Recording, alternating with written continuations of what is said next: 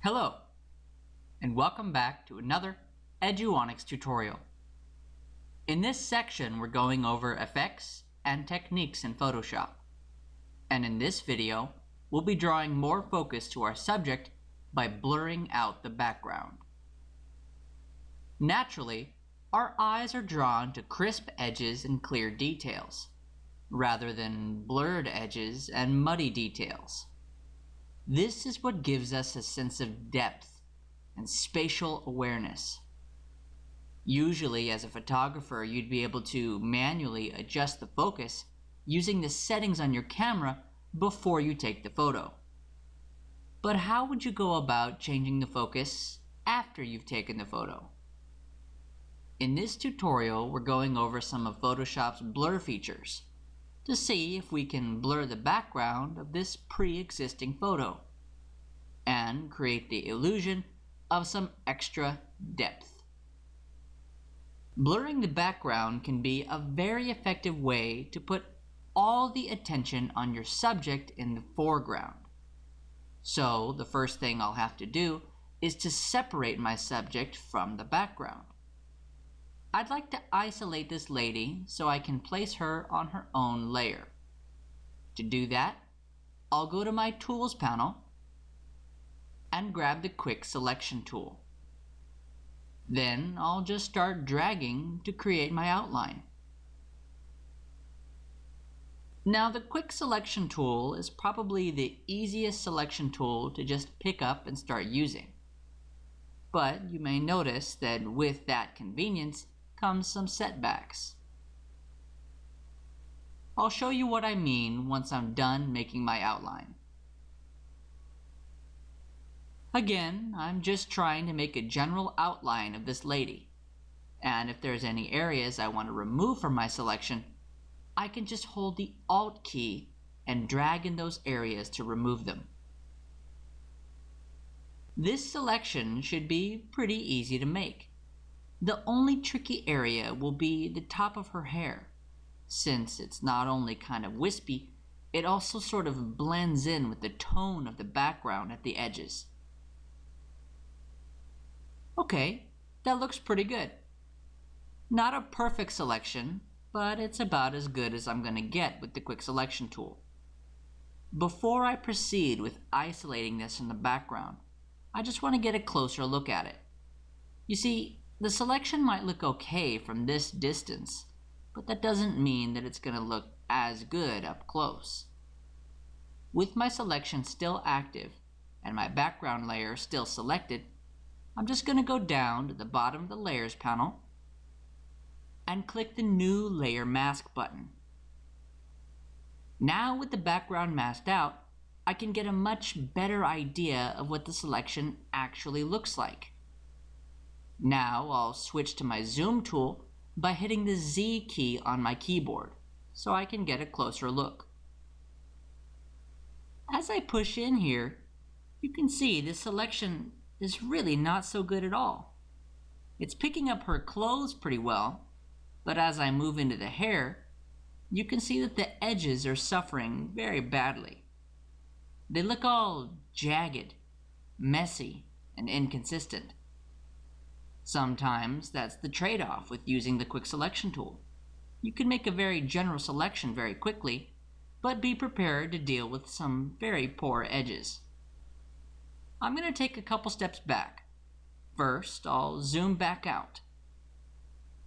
Then I'll just hit Ctrl-Alt-Z on my keyboard to step backwards in time and undo the history state where I converted my selection into a mask. Now I'm back to just having the same raw selection I had before. So I'll switch back to my Quick Selection tool. And instead of using this selection as is, I'm going to try a very helpful feature up here in the tool options. I'm going to click the Refine Edge button. The Refine Edge dialog lets you manage the finishing touches of your selection, and is especially useful when it comes to the edges of the selection. The first thing I notice is that the Refine Edge has made it very easy to visually distinguish my selection from the background. And if I click here in the View thumbnail, I have multiple options for viewing my isolated selection as I make adjustments to it. I could click on Marching Ants, which is the default selection view. I could click on Overlay to see my selection in a quick mask mode with the red tint. I could click on Black to see my selection up against a plain black background. I could click on White to see my selection up against a plain white background. I could click Black and White to see the mask itself without any other colors or details. I could click on Layers to see my selection up against the checkerboard pattern again. And finally, if I want to see my original layer without any hint of my selection, I can click Reveal Layer. I think in this case, I liked my selection up against a white background the best, so I'll switch back to On White. Now I can get to work on these sliders to help improve my edge. I'd like to invite a bit more detail into the fringes of this hair, so I'm going to increase the radius to about 8 pixels. The hair is already looking a little better now, but it's still looking a little bit rough. So I'll go down to Smooth and increase that to around 40. Wow, the edges are looking much smoother now. I want to get a bit of a closer look at my edges. So I'm going to select the Zoom tool in the Refine Edge dialog. Then just click 2 or 3 times in my canvas to get a closer look at my subject. Now I'll go down to the feather option, and I'll increase that to about 3. This isn't making a huge difference, but it's just enough to make my edge look a bit kinder on the eyes. Now with the feather, I ended up making the edges a little blurry. I'll draw a bit more focus by increasing the contrast option around 40. Now my edge is really getting some definition. The only thing is these clothes. They still have this sort of outline from the background. No worries. I'm going to go down to Shift Edge, and I'll bring that down to around -25. There we go. I'll just switch to my zoom tool and zoom out to get more of an overall view. Very nice. With just a few sliders, I turned a hastily made, jagged, and inconsistent selection into clean, defined edges. Now I want to use the selection on a new layer with its own mask. So I'll go here in the Output To box and select New Layer with Layer Mask. And then I'll click OK. Now I'm looking at a duplicate of my background layer with my new refined selection as its layer mask. What's important about this is that I still have full access to my original layer. I can just press and hold Shift on my keyboard, go to my Layers panel, and click my layer mask to temporarily disable it. I'll click again to enable it back. Then I'll click the eye icon on my original background layer to show it. I'll need this layer since I want to use 2 different layers for more control of my blurred background. Now I'm going to be applying some filters to this layer, so my next step will be to convert it to a smart object. This will give me more control of my filters, even after I apply them. So to convert this to a smart object, I'll just right-click it and click Convert to Smart Object. And it will automatically unlock my layer and convert it to a smart object. Okay, so the goal here is to blur the background from the subject. So I'll rename this layer to Background. And then I'll rename my subject layer to Foreground. Great! Now I'll select my background layer and proceed with applying my blur. I'll just go up to Filter, Blur, and let's try the first option, Average. Well, in this case, the blur is pretty much worthless. It's blurred my background out beyond recognition. Now it's basically just a plain gray background. And if I go over here in my Layers panel to my Smart Filters and double-click my Average blur, no options or sliders pull up whatsoever. Not quite the level of control I was hoping for. I'm going to go ahead and drag my Average blur to the trash icon to delete it. I'll see what my other filters have to offer. I'll go up to Filter, Blur, then Blur again. Okay, I don't know about you, but I don't see any difference at all. Maybe it's because my background is already kind of blurry as is. Anyways, I'll drag this filter to the trash icon. Now I'll go back up to Filters, Blur, and this time I'll try Blur More. Okay, maybe that did blur my background a little bit, but I'm still not seeing any worthwhile difference. On top of that, there's still no sliders or options to manually control the blur amount. I'll drag this one to the trash icon as well. I'm going to keep trying. So I'll go up to Filters, Blur, Box Blur. Oh, here we go. Now I actually have a slider I can use to control my blur.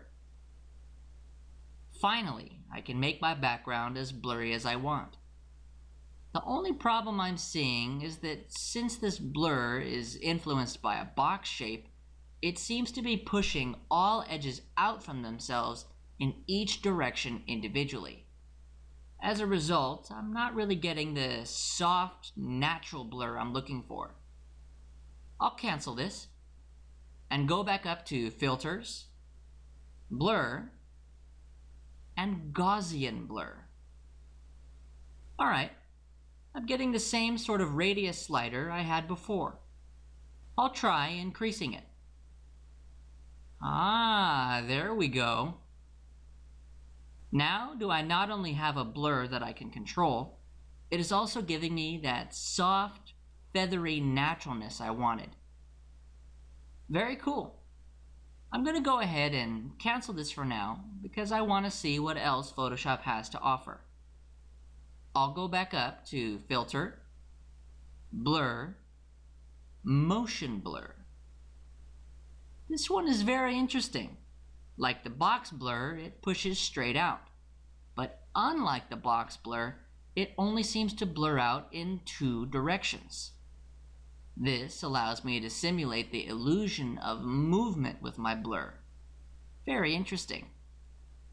As an added bonus, I can also change the angle of the blur, which lets me decide what direction I want both sides of my blur to be coming from.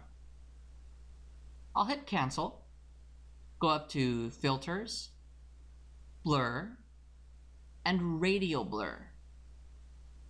Now the dialog box for this blur is pretty different. I have an amount slider, but I also have these buttons for different radial blur settings, including spin, zoom, and even different quality settings in case the blur may be too hardware intensive. I'll cancel this again. There's just a few more blurs to consider. I'll go up to Filter, Blur, Shape Blur. Now Shape Blur is kind of like the box blur and the motion blur, only it allows me to use a custom shape to define the influence of the blur. I'm not sure how people would use this, but it's awesome that Photoshop provides us with the option. I'll hit Cancel, Filters, Blur, Smart Blur. Now, Smart Blur basically takes Gaussian blur and provides even more options to play with, including threshold, quality, and even an option to change the mode of the edges. But it should be noted that you won't see the blur take effect on the canvas until you actually click OK to apply the blur. I'll hit Cancel, Filters, Blur, Surface Blur. Surface Blur provides the same radius and threshold options that were in Smart Blur, but it sort of simplifies things, and as a result, allows you to see your blur on the canvas because it's not so hardware intensive. I'll hit Cancel for one last time. In my opinion, a blur doesn't need to be very complicated.